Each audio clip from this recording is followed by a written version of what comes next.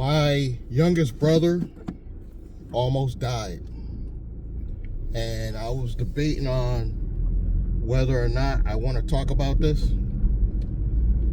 but I figure it's really no harm in giving you guys an inside look into my life for the ones that actually might take interest in that, you know what I mean? But my brother almost died.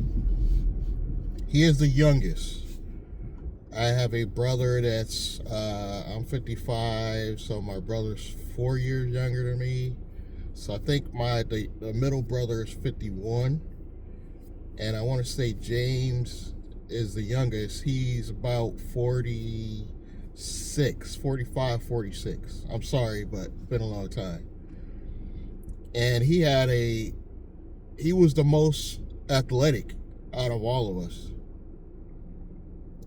Which is crazy that all happened to him all the way back when he was in his 20s. He probably was like 20, 21, and he was playing basketball, not professionally or on a team or anything, but he was just playing full court. You know how you do as a kid, playing with some friends, and you're going back and forth, and you're playing, and he literally collapsed. I don't know what they call it, heart attack or whatever they call it, but all I know is he collapsed and he was probably legally dead for a few minutes.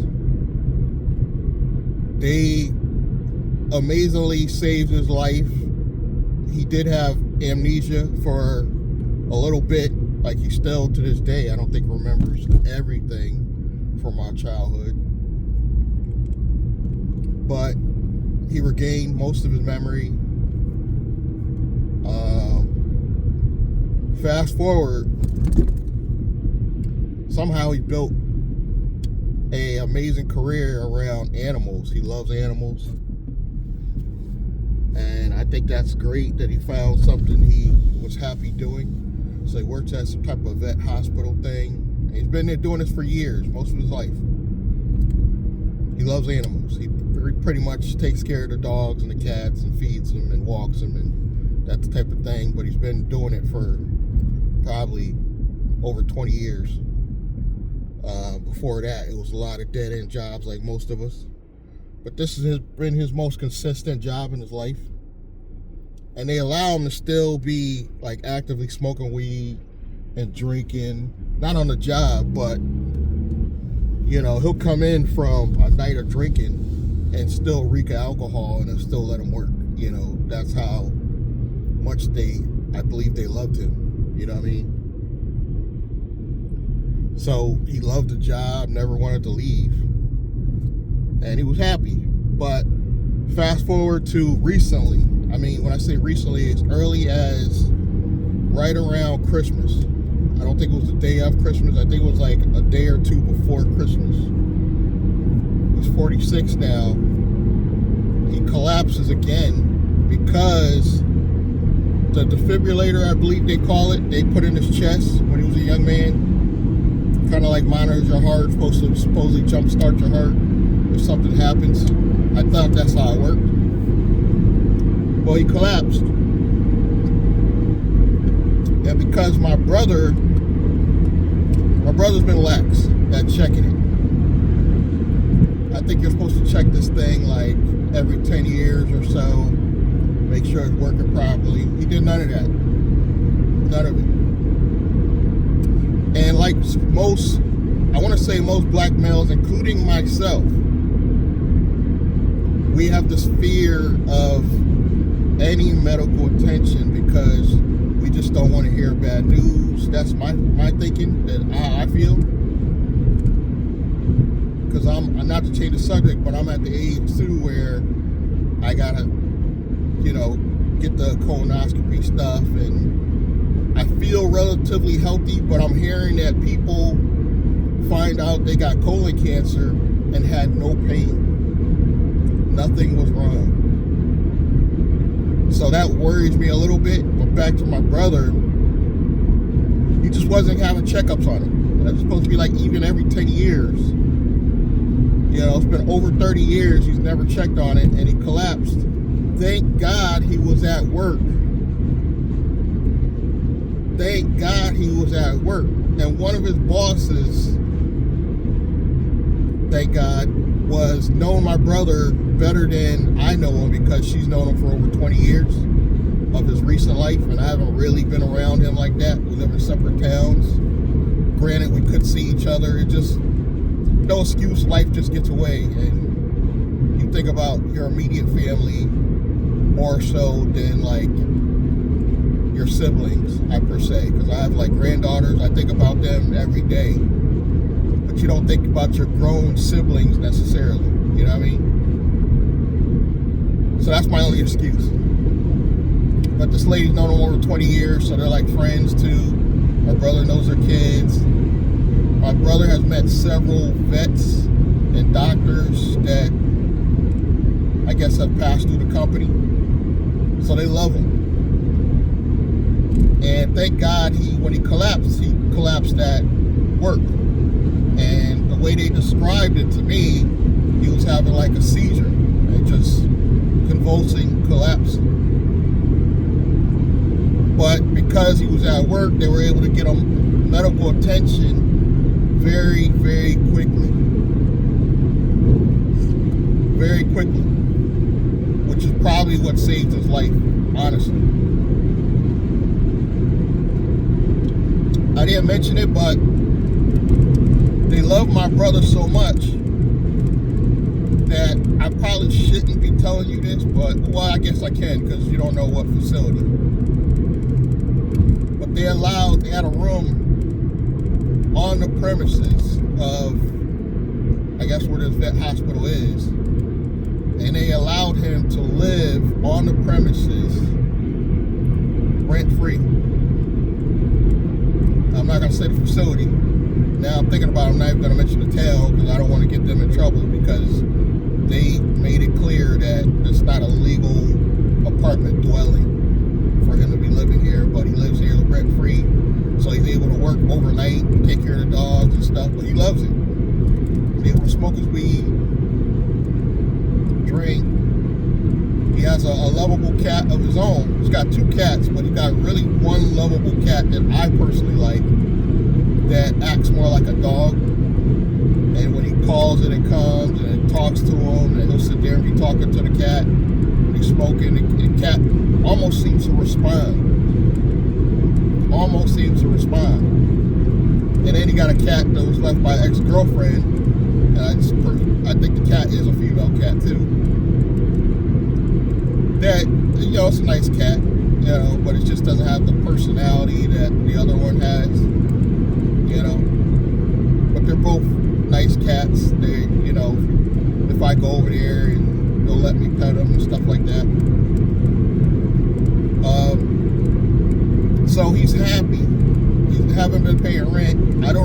They've been telling me that they think he's been stashing quite a bit of money. Not to my brother's business, but he's got a good credit score. I got him to join Navy Federal, so he did listen to me on that. He's got probably, not to be telling his business, but he's got a few thousand, I'll say.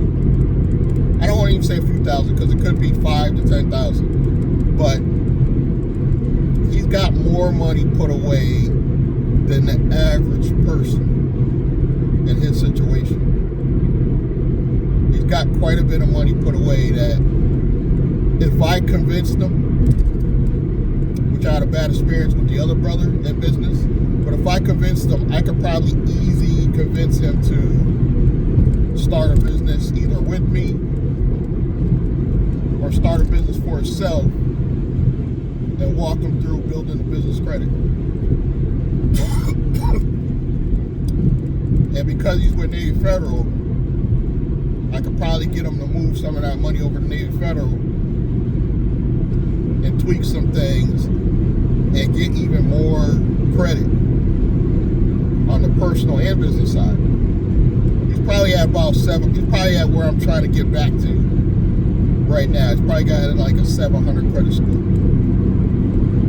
if I were to guess, because I don't ask him these things. But I may incorporate him into this bigger picture that I got in my head where I want to start a new C Corp. And even a brother that doesn't talk to me, the middle one, I might bring him into that too. Because we haven't been close as family, and I feel like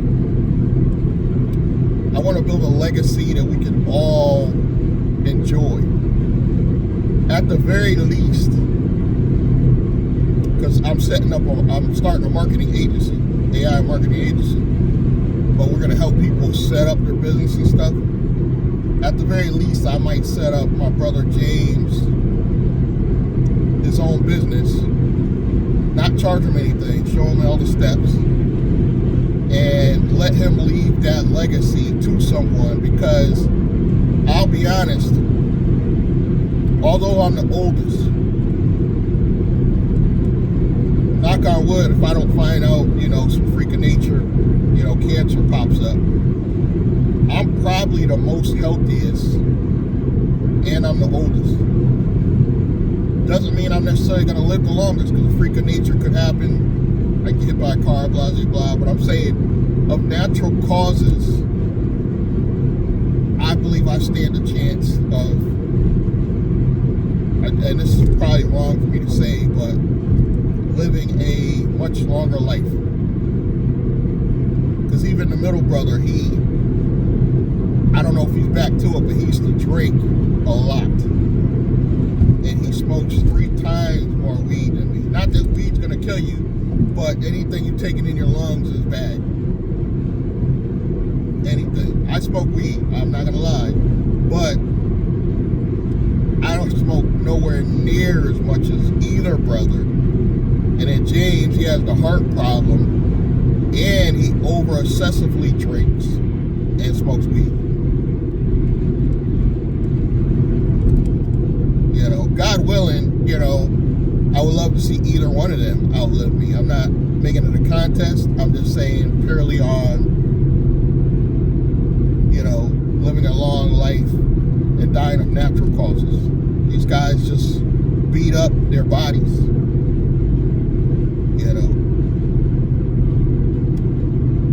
And I guess you could say I'm more of the homebody person out of all of us. I used to go out and drink like everybody else, but I kind of stuck to beer. I never was like this person that was on like a lot of liquor or anything like that. I just wasn't one of those. I've probably been introduced to every drug on the planet, but I only chose to. I tried acid back in the day. I'm not gonna lie about that, but that was when it was just sugar cubes. I wouldn't do acid nowadays. You don't know what it is, or Molly, or any of these things. I probably tried shrooms once or twice. That was like a normal, like you were a weed smoker back in the day. And then I even started smoking weed later in life. I thought this was normal. I was like probably 20, 21. I think I was 21. All the kids I grew up with were doing this stuff as young teens, 14, 15, 16. Some of them were smoking cigarettes. I never got into cigarettes. I used to, puff on a little Black and Mild back in the day, but that was for show. It was really not any inhaling involved. So, back to my brother's story, because I did get away from it. But to this day, after they put a tracheotomy in his throat, they realized they don't need that now. It got better some freak way. They saved him. It got better, and they say he doesn't even need a tracheotomy anymore. So they're removing that, and I guess they're gonna sew it up or whatever to get it back to normal and let him talk on his own. So he might actually make it back to his normal life before that accident, but that thing lingers over me because they don't want to do an operation. And I'm kind of going back and forth with this, because even though we weren't close for a couple of years, I communicate communicate with this brother more than the middle one, at least for the past few years. We communicate through text and Facebook and stuff like that. We might not sit down and talk, but we do communicate. And he's in the hospital to this day, and he's able to text me, let me know his progress, and he says he'll be home. Him meaning home is back at the facility, at his room with his cats, and he loves his job. We're trying to get him Social Security because we think at this point he needs it, and if he still wants to work part-time, which he will, he can still do that. I think that'll just be a difference in what he receives or whatever. But he loves his job. I think his boss even said he got vacation time still due. You know, they love this dude. I even told him I was jealous because in all the years I've worked at retail and even working for myself for 3 years, I had my own brick and mortar cell phone store. I never had that love for people at work. I thought I had it at Bed Bath for a while. I'm not gonna lie. I thought I had it at Bed Bath for a while because there was a couple people I used to like joke around with at work at Bed Bath & Beyond. But I don't think I really had it. I think it was kind of fake. You know how people could just be fake. I think that's more what it was. But James, I feel like genuinely, he has really good people. And some of them are like high-end veterinarians, so they have pull in communities. So I don't think James realized what he has. So if I do a private member group, like I've been talking about back in the day, how you should have a real life and online private member group where you can invite people, sit down and talk about business.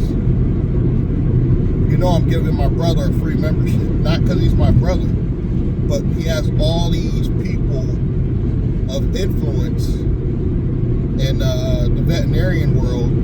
I may be able to use that in business at some point, even just to get them to sign up to join the membership. I'm thinking like almost like your country club type idea, except it's not going to be like a country club or one of those golfers club, but something similar in the fact that you have a membership. And what the benefit is you will have a better connection with like-minded business people, better than the Chamber of Commerce, because it's real, it's up front, and we'll have a space online where they communicate. That's where they'll pay the membership. For example, say the membership is $97 a month. They're gonna pay it on an online platform, but they could go to the physical location as well. And I'm thinking the physical location, the way that should bring in revenue is making it event space. Because if you notice, even these golf clubs type things, what do? They rent out event space.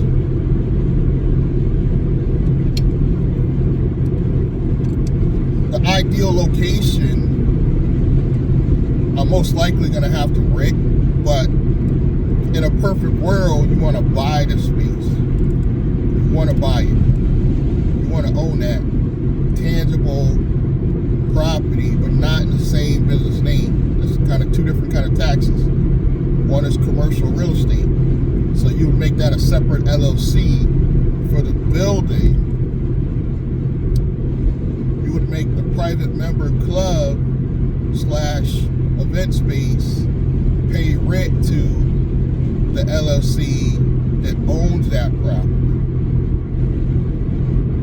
And if you're smart, you'll have a holding company in a safe state that controls all of it. That's my thinking. And you definitely want to have holding company, go a step further, owned by your living trust. Because none of us are going to be here forever. I may or may not outlive my 2 siblings, but I'm going to be set up in a way where my child won't have to worry about my stuff or anything I own now and in the future, because I plan on owning some stuff. That's what all this is about. My credit score right now, my old holding company, for those that are going to ask, oh, you haven't built up no business personal credit. I've done it in the past.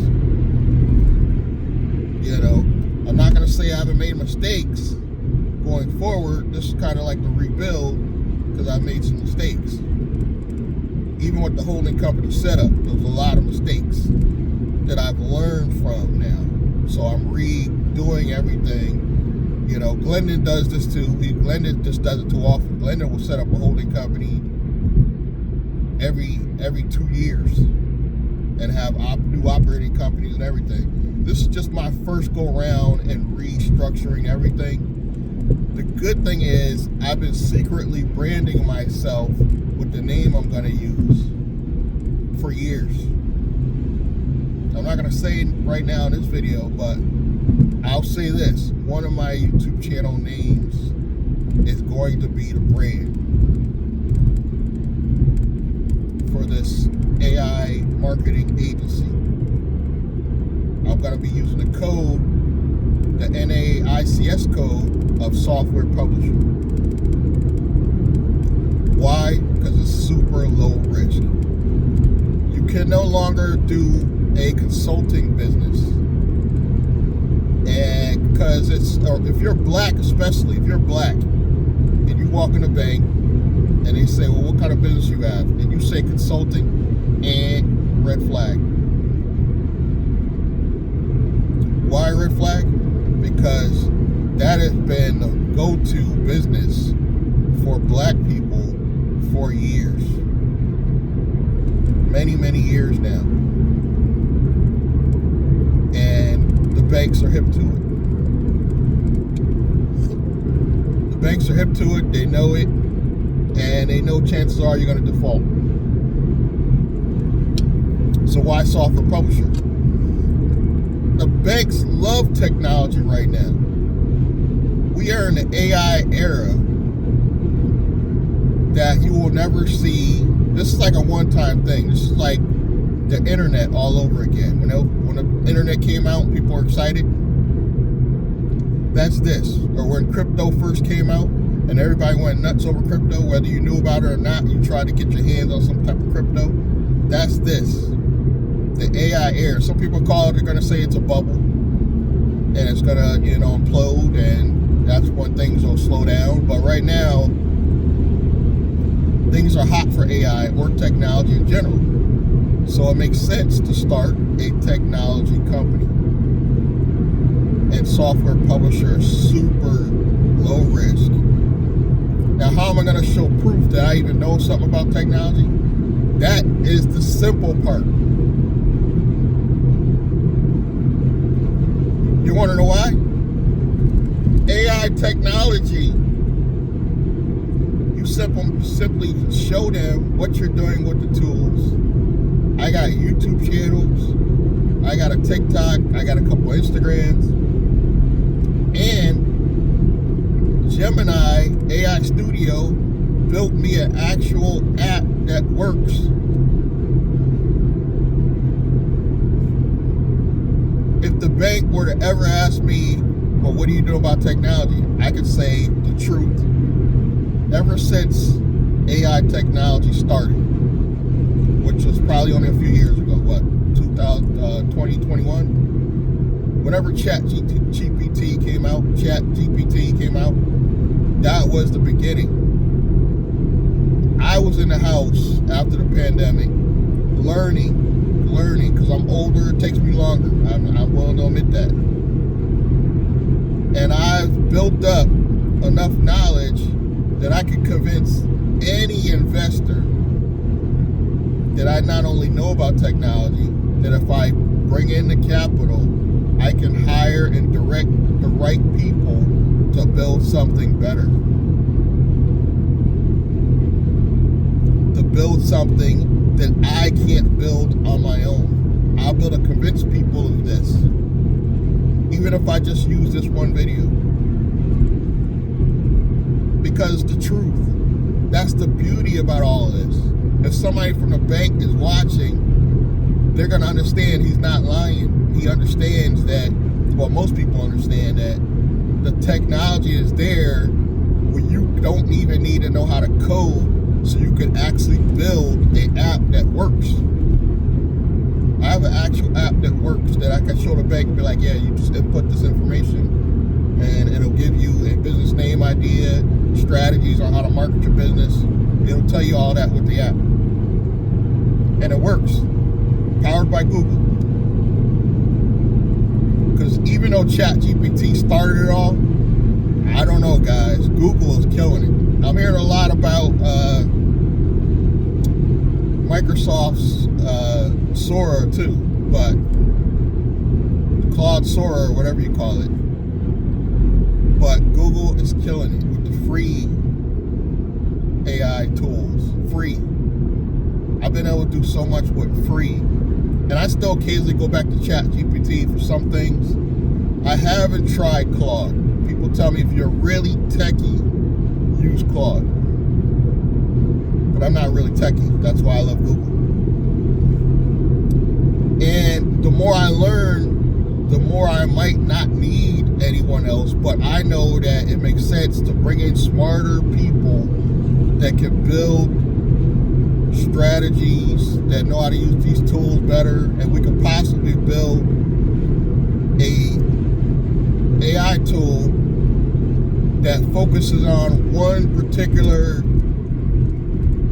type of business that could make us millions. But I could get to that point. I have a real grant source. I have actually a partnership I'm about to announce with a company that gets you business funding directly from me. Not from me, but they'll do the work behind the scenes, but I'll refer you and I'll get paid.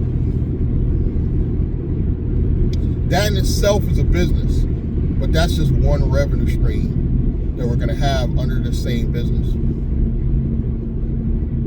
And I still haven't given up on transportation, but the strategy is you go in and you borrow with a technology company, and now you'll have enough business credit where you could go back and buy vehicles and put them under your transportation LLC.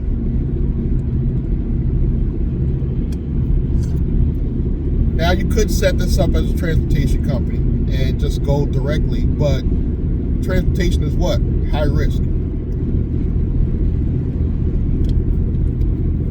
Even though you might just be doing Uber or DoorDash, if you set up an LLC for it, you're not going to get as much in business and corporate credit. You're not. You're just not. But because your holding company, the main company you're working on and focused on, is bringing in all the corporate credit versus business credit, because you got to guarantee it under your personal, which I'm going to do. That's the whole point of getting my personal credit up. I only got 50 more points, guys. Well, 50, 60 more, maybe like, I want to get to like a 720 just to be safe before I pull the trigger on guaranteeing anything. So, you know, that's going to be a little bit more than 50 points. So 70 more points away to my heyday, where I used to have over 700 credit score. But like I said, I made some mistakes. So I'll get back to that. I'll guarantee maybe the first 150,000. And then I guarantee you I will no longer have to guarantee, well, even if I have to, I could guarantee every 6 months, and the inquiries don't really matter. And you got to remember, I'm focused on grants. The grant money, you don't have to pay back. But here's the only downside. And I'm not a tax professional, but you check with yours. But if you're not structured properly, normally you'll pay taxes on the grant money. It's still taxable. But there's some ways you can tweak that. You can put it into real estate, and I'm sure there's some ways you could save on some tax strategies when you talk to your people, your tax people. And of course, the business credit, for me, this is for me now, will only be for private events, like we're going to a seminar, and because that's considered a expense for the business. So obviously at that point, I can pay for the rooms, the actual event itself, the food, the gas. But other than that, the business credit really is going to be used for two things. For a backup, in case you have a revenue problem for that month or that year, or to expand the business and buy more real estate or actual companies that I want to acquire. I might raise enough. Think about this. I have an AI marketing agency. I could easily raise enough between grants and my personal backing the business credit that I could go buy a marketing agency under my brand. See what I'm saying? Now it gives me more credibility, and it gives me more what? Age. Do a reverse merger or however you gotta do it, and I will acquire that age of that company. Let's say that company's been around 3 years. I'll acquire that age under my branding.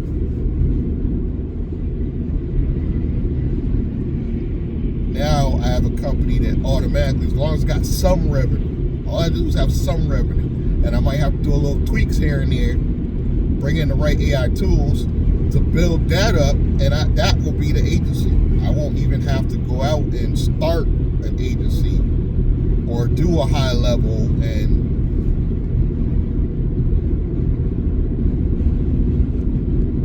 you know what I'm saying?